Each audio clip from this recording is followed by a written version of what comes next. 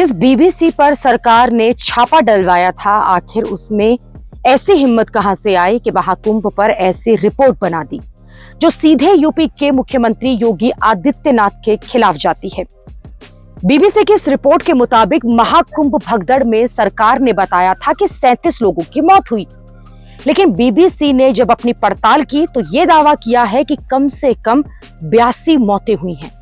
यानी भगदड़ में सरकार ने जो मौत का आंकड़ा दिया था उससे कहीं ज्यादा लोग मारे गए थे। इसका दावा बीबीसी ने जगह जगह जाकर अपनी पड़ताल करके किया है। बीबीसी के मुताबिक उनकी टीम देश के 11 राज्यों के 50 से ज्यादा जिलों में गई। 100 से ज्यादा परिवारों से बीबीसी की टीम ने मुलाकात करी। इस पड़ताल से ये बात सामने आई है कि महाकुंभ की भगदड़ में मारे गए लोगों की संख्या यूपी सरकार के दिए गए सरकारी आंकड़े से कहीं ज्यादा है। बीबीसी की पड़ताल में दावा किया गया है कि महाकुंभ में 3 नहीं बल्कि 4 जानलेवा भगदड़ हुई थी।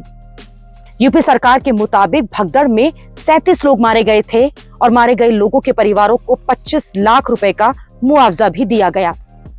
योगी सरकार ने 36 परिवारों को चेक या फिर डायरेक्ट ट्रांसफर करके 25 लाख रुपए दिए, लेकिन इसके अलावा बीबीसी को ऐसे 26 परिवार मिले हैं जिन्हें कैश में 5-5 लाख रुपए दिए गए थे, लेकिन इन परिवारों को मृतकों की गिनती जो है उसमें शामिल नहीं किया गया।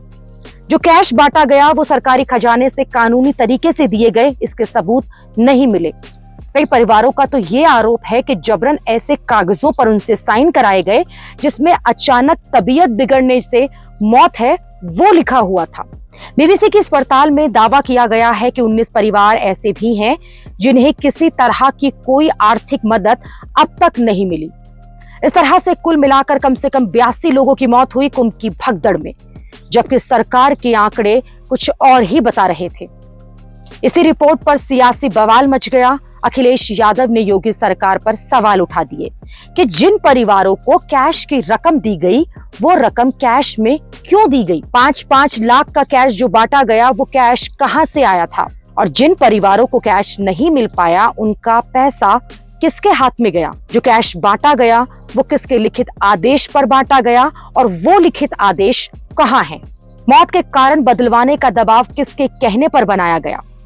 बीबीसी की इसी रिपोर्ट से योगी सरकार जो है वो सीधे तौर पर घिर रही है, क्योंकि योगी सरकार महाकुंभ के आयोजन को सबसे बड़े उपलब्धि के तौर पर प्रचार करती रही है और वो अभी भी जारी है। 45 दिन के इस आयोजन में करीब 7,000 करोड़ रुपए खर्च भी हुए।